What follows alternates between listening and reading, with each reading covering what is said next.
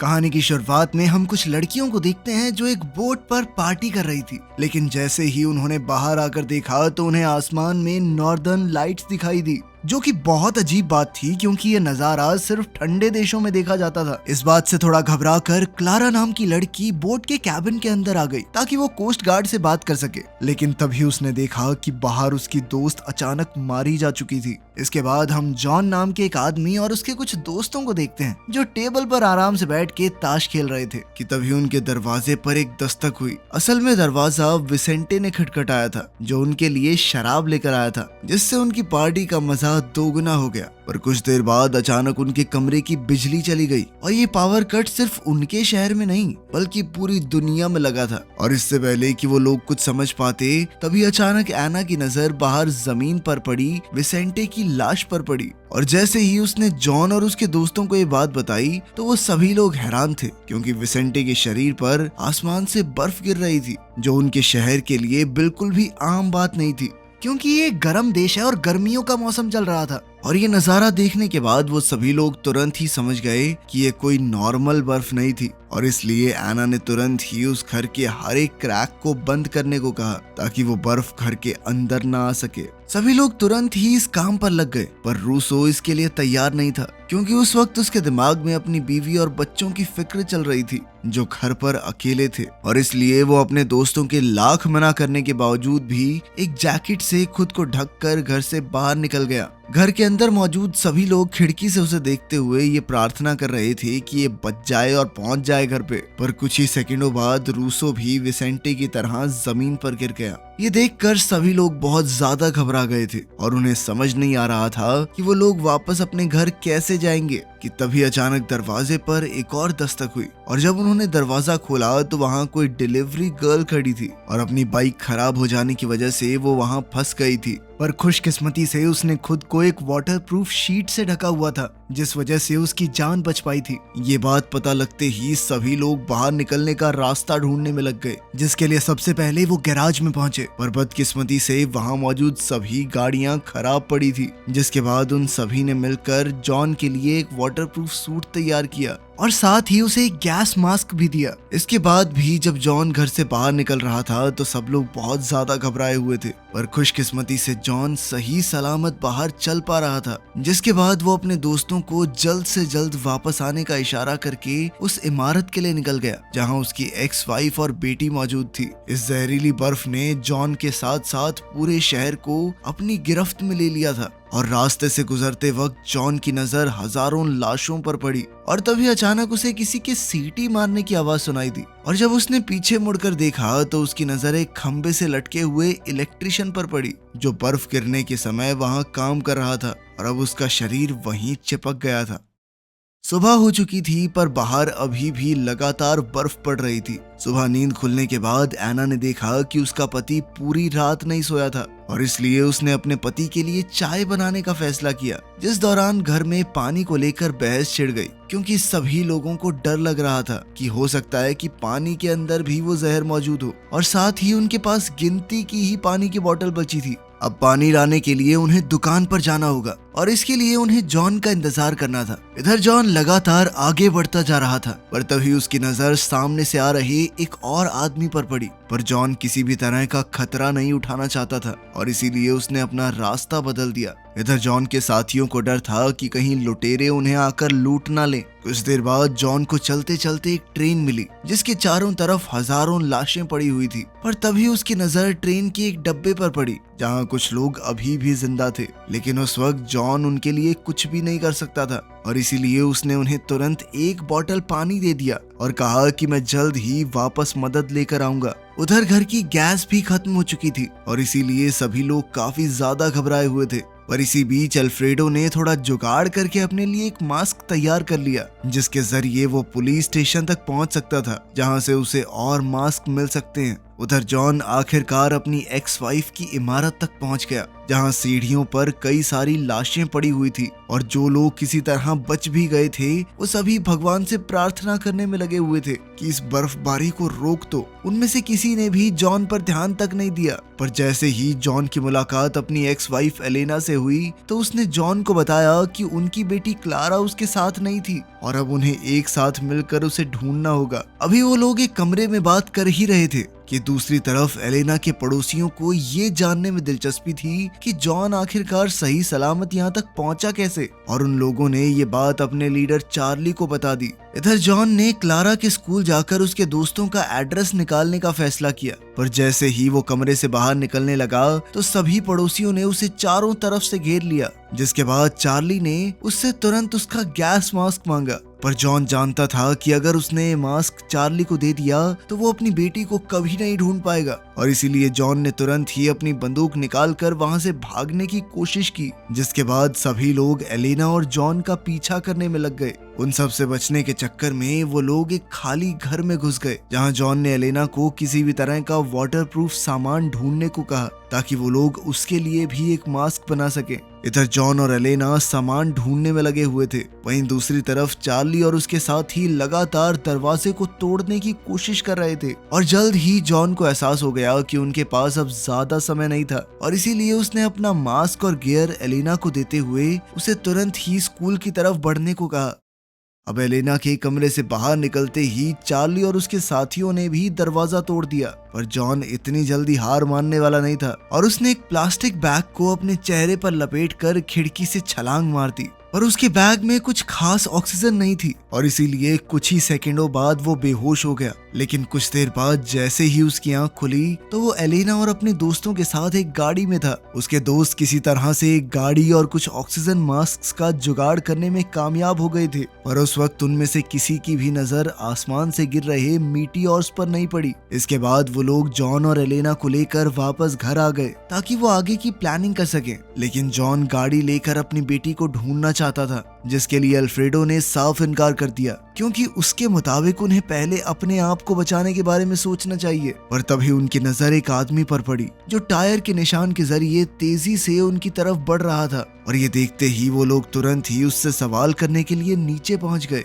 असल में वो आदमी बनीतो था, जो एक हार्डवेयर स्टोर का मालिक था। उसने उन्हें बताया कि पास ही के एक कैंप में और लोग भी फंसे हुए हैं जिन्हें मदद की सख्त जरूरत थी, पर अल्फ्रेडो अभी भी अपनी बात पर अड़ा हुआ था और उसने मदद के लिए साफ इनकार कर दिया। पर जब वो बनीतो से बात कर रहा था तभी उनका एक साथी सभी को धोखा देते हुए गाड़ी लेकर वहां से भाग निकला। लेकिन बदकिस्मती से रास्ते में उसका ध्यान आसमान से गिर रहे मीटियोर पर पड़ा और इसी बीच उसकी गाड़ी की टक्कर हो गई। इसके बाद जॉन और एलेना भी अपने दोस्तों को छोड़कर अपनी बेटी को ढूंढने निकल गए, पर इसके लिए उन्हें गाड़ी की जरूरत थी और किसी तरह से उन्होंने एक गाड़ी ढूंढ भी ली। पर जैसे ही वो उसके अंदर बैठे तो उनकी नजर वहां से गुजर रहे लुटेरों की गाड़ी पर पड़ी, जिनसे बचने के लिए वो लोग तुरंत ही छुप गए। जॉन और एलेना इस बार तो बच गए, पर पूरे शहर में लूटपाट तेजी से बढ़ती जा रही थी। उधर पड़ोस में हो रही लूटपाट को देखते हुए अल्फ्रेडो को भी अब डर लग रहा था। इधर जॉन ने एलेना को सेक्रेटरी ऑफिस से क्लारा की उस दोस्त का एड्रेस निकालने को कहा जिसके घर वो गई थी, और वो खुद एक गाड़ी ढूंढने में लग गया। उधर घर में वो डिलीवरी गर्ल काफी ज्यादा हताश हो गई थी और इसीलिए उसका ध्यान भटकाने के लिए अल्फ्रेडो ने उसे बाहर नजर रखने की जिम्मेदारी दे दी और वो खुद सुपरमार्केट से और सामान इकट्ठा करने के लिए निकल गया। इधर जॉन को आखिरकार एक गाड़ी मिल गई थी और वो उसे लेकर तुरंत स्कूल के लिए निकल गया। इसी दौरान स्कूल में एलेना को एक अजीब सी आवाज सुनाई दी और जब वो उसका पीछा करते हुए स्कूल के रेस्टरूम में पहुंची तो उसकी नजर वहां बंद एक लड़के पर पड़ी जिसे कुछ बदमाश बच्चों ने वहां बंद कर दिया था। पर उनकी इसी बदमाशी की वजह से आज वो लड़का जिंदा था। और जब जॉन ने उसे बाहर चल रही परेशानी के बारे में बताया तो पहले तो पाब्लो को उसकी बात पर विश्वास ही नहीं हुआ, पर जब उसने बाहर आकर अपने दोस्तों की लाशें देखी तब उसे मजबूरन जॉन की बात पर भरोसा करना पड़ा। उधर अल्फ्रेडो ये बात समझ गया था कि गैराज में सामान डालने से पहले उन्हें उसकी रखवाली करने का जुगाड़ बनाना पड़ेगा, वरना लुटेरे उसे लूटने में ज्यादा समय नहीं लगाएंगे। और अपने इस प्लान को अंजाम देने के लिए वो लोग एक फायर स्टेशन में सामान इकट्ठा करने पहुंचे, पर वहां उनकी मुलाकात बनीतो और उसके कुछ साथियों से हुई। बनीतो ने उन्हें बताया कि उसके पास पूरे शहर को बचाने का प्लान है, पर इसके लिए अल्फ्रेडो को उनका साथ देते हुए अपने गैराज में कुछ लोगों को आने की इजाजत देनी होगी। उधर जॉन और एलेना अपनी बेटी की दोस्त के घर पहुंच गए थे, पर असल में पाब्लो ने उन्हें झूठ बोला था और वो उन लोगों को अपने घर ले आया था ताकि वो अपने परिवार से मिल सके। लेकिन बदकिस्मती से तब तक उसका पूरा परिवार खत्म हो चुका था। उधर अल्फ्रेडो ने एना को बनीतो के प्लान के बारे में बताया, जिसके बाद एना का मानना था कि उन्हें और लोगों के साथ मिलकर इस मुसीबत से बाहर आना चाहिए, क्योंकि वो लोग अकेले कुछ नहीं कर सकते थे। इसके बाद अल्फ्रेडो को अलग अलग देशों में मौजूद अपने दोस्तों से बात करके पता चला कि ये जहरीली बर्फ सिर्फ उनके शहर में नहीं बल्कि पूरी दुनिया में गिर रही थी और सभी जगह इसी तरह बुरा हाल था। इधर एलेना ने पाब्लो को भी अपने साथ ही ले जाने का फैसला किया, पर तब तक पाब्लो को काफी तेज बुखार चढ़ गया था और इसीलिए जॉन उसे दवाई दिलाने के लिए केमिस्ट शॉप पर ले गया। पर तभी एलेना की नजर एक औरत पर पड़ी जो काफी दर्द में थी और उसने जॉन के लाख बार मना करने के बावजूद उसे भी दुकान के अंदर आने दिया, जो एक बहुत बड़ी गलती थी, क्योंकि उसके अंदर आने के कुछ सेकंड बाद ही कुछ लुटेरे भी दुकान के अंदर घुस गए और उन्होंने जॉन से गाड़ी की चाबी छीनकर उसे और एलेना को एक कमरे में बंद कर दिया। कुछ देर बाद जब लुटेरे चले गए तो जॉन ने पाब्लो को दरवाजा खोलने को कहा। उधर अल्फ्रेडो ने बड़ी मुश्किलों से छत पर चढ़कर एंटीना को सेट किया, पर जब उसने नीचे आकर मैप पर कंपास का इस्तेमाल करने की कोशिश की तब जाकर उसे समझ आया कि उनमें से कोई भी कंपास काम नहीं कर रहा था। उधर जॉन, एलेना और पाब्लो अभी भी क्लारा को ढूंढ रहे थे कि तभी रास्ते में उनकी नजर एक गाड़ी पर पड़ी। पर जब जॉन ने देखा कि उस गाड़ी के पास एक परिवार था तो उसने उसे लूटने का इरादा बदल दिया। रास्ते में जॉन की नजर एक बार फिर से उस ट्रेन पर पड़ी जो अब पूरी तरह से खाली हो चुकी थी। इसके बाद जॉन, एलेना और पाब्लो को लेकर वापस अल्फ्रेडो के घर पहुंचा, जहां उसे पता चला कि उसके सभी साथी शहर छोड़कर आइलैंड पर जाने का प्लान बना रहे थे। साथ ही अल्फ्रेडो का कहना था कि धरती के मैग्नेटिक फील्ड्स खराब हो चुके हैं, जिसका मतलब था कि उन सभी का अंत बहुत नजदीक है और अगर क्लारा की मौत इस जहरीली बर्फ से ही हो गई तो वो ज्यादा खुशकिस्मत होगी। उसकी ये बात सुनकर जॉन बहुत ज्यादा गुस्से में आ गया और उन दोनों के बीच बहस शुरू हो गई। आखिरकार उन्होंने अलग अलग रास्ते चुनने का फैसला किया। उधर एक नौजवान जोड़ा आराम से कुछ हसीन पल बिता रहा था कि तभी उस लड़के ने अपनी गाड़ी में तेल भरने का फैसला किया, पर इसी दौरान उसकी नजर एक ऐसी चीज पर पड़ी जिसे देखकर वो दंग रह गया और अगले ही पल उस अनजान चीज ने उन दोनों को खत्म कर दिया। इधर जॉन के सभी साथी उसे छोड़कर जाने के लिए तैयार थे कि तभी एलेना को याद आया कि उनके कूड़ेदान में एक पुरानी फोन डायरी पड़ी हुई थी, जिसके जरिए वो क्लारा के दोस्त का एड्रेस निकाल सकते थे। इसी दौरान अल्फ्रेडो मार्केट से कुछ सामान लेने के लिए गया हुआ था और तब उस डिलीवरी वाली लड़की ने बताया कि जॉन एक बार फिर से अपनी बेटी को ढूंढने निकल गया है। तो उसने भी अपने दोस्त का साथ देने का फैसला किया, क्योंकि वो और जॉन पिछले 40 साल से दोस्त थे और अल्फ्रेडो इस वक्त उसे अकेला नहीं छोड़ना चाहता था। रास्ते में अल्फ्रेडो ने जॉन को बताया कि वो आइलैंड पर इसलिए जाना चाहता है क्योंकि सिर्फ वो एक जगह बची है जहां वो लोग शायद जिंदा बच सकते हैं, क्योंकि उसके मुताबिक पूरी धरती तबाह होने वाली है। लेकिन तभी उसकी नजर एक बोर्ड के नीचे पड़ी सैकड़ों गाड़ियों पर गई और जैसे ही वो लोग उसके करीब जाने के लिए नीचे उतरे तभी फौज भी वहां पहुंच गई और उन्होंने उन दोनों को तुरंत ही वहां से निकलने का आदेश दिया। और वो दोनों इतनी जल्दी हार मानने वाले नहीं थे और उन्होंने फौज की गाड़ियों का पीछा करने का फैसला किया। लेकिन कुछ देर फौज का पीछा करने के बाद उन्होंने देखा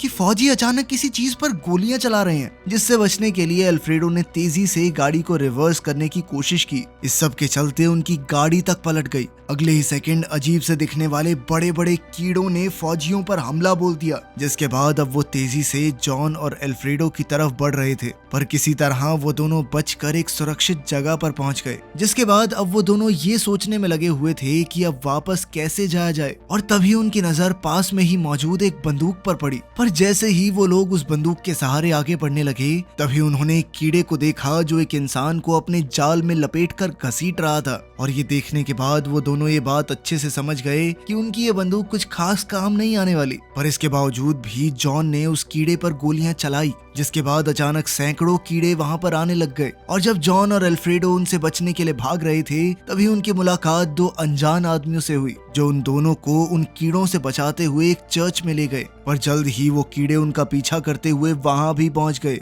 उन दोनों अनजान आदमियों ने अपने मास्क उतारते हुए अपना परिचय कोहिरो और मिकी के तौर पर दिया और इसके बाद वो दोनों जॉन और अल्फ्रेडो को अपने कैंप में ले गए, जहां कुछ और लोग भी मौजूद थे। उस ग्रुप की लीडर एक औरत थी जिसने खिड़की से उन दोनों को आसमान से गिर रहे मीटियोर्स दिखाए और उनके मुताबिक यही मीटियोर्स उन कीड़ों को धरती पर ला रहे थे। और जैसे ही अल्फ्रेडो को एहसास हुआ कि एक एलियन हमला है, वो तुरंत ही अपनी बीवी के पास वापस जाने की बात करने लग गया। पर उस औरत ने किसी तरह से अल्फ्रेडो को दरवाजा खोलने से रोक दिया। उस रात उनमें से किसी को भी नींद नहीं आई और अब जॉन को लग रहा था कि वो अपनी बेटी से फिर कभी नहीं मिल पाएगा। कुछ देर बाद जब वो बाहर निकला तो उसकी नजर बाहर खड़े हजारों कीड़ों पर पड़ी, जिसके बाद वो समझ गया कि वो लोग ज्यादा देर तक यहाँ नहीं रुक सकते और इसीलिए उन्होंने किसी और जगह जाने का फैसला किया। सभी लोगों ने इसके लिए तैयारी की, पर एक बूढ़े आदमी ने वहीं रुककर अपनी बीवी के साथ रहने का फैसला किया।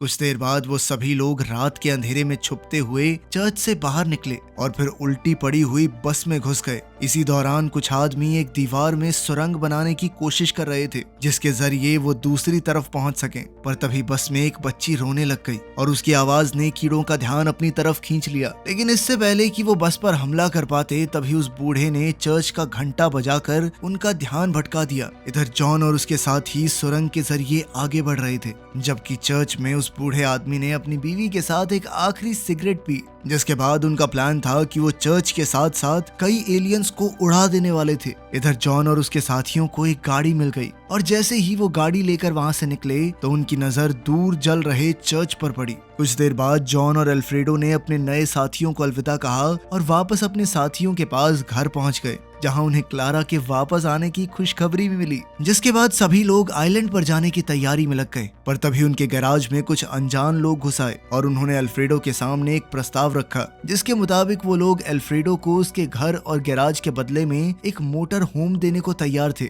जिसके लिए अल्फ्रेडो भी तैयार हो गया। कुछ देर बाद जब वो लोग नदी के पास पहुंचे तो उनका आइलैंड पर जाने का सपना चूर चूर हो गया, क्योंकि तब तक नदी का सारा पानी सूख गया था और अब उन्हें एक नई जगह का इंतजाम करना था। कुछ देर बाद वो लोग एक शॉपिंग मॉल में पहुंचे, जहां जॉन और अल्फ्रेडो की मुलाकात अपने चर्च वाले साथियों से हुई और उन्होंने उन सब को साथ चलने का आमंत्रण दिया। पर जब सभी लोग काफी समय बाद आराम कर रहे थे, तभी अचानक क्लारा को एक दौरा पड़ा, जो उसे आज से पहले कभी नहीं पड़ा था और सभी का मानना था कि ये उसके सर पर लगी चोट की वजह से हुआ था। उधर अल्फ्रेडो को क्लारा के उसकी बोट पर जाने के पक्के सबूत भी मिल गए, लेकिन क्लारा को कुछ भी याद नहीं था। अगली सुबह जॉन को लोगों के चिल्लाने की आवाज सुनाई दी। असल में अब बर्फबारी बंद हो चुकी थी और अब कोई भी इंसान आराम से बाहर जा सकता था। सभी लोग बहुत ज्यादा खुश थे, पर उनका एक साथी लूकस गायब हो गया था और जब वो लोग लूकस को ढूंढ रहे थे, तभी अचानक कुछ लोगों ने शॉपिंग मॉल पर हमला कर दिया। अपने दोस्तों को बचाने के लिए जॉन ने एक एक करके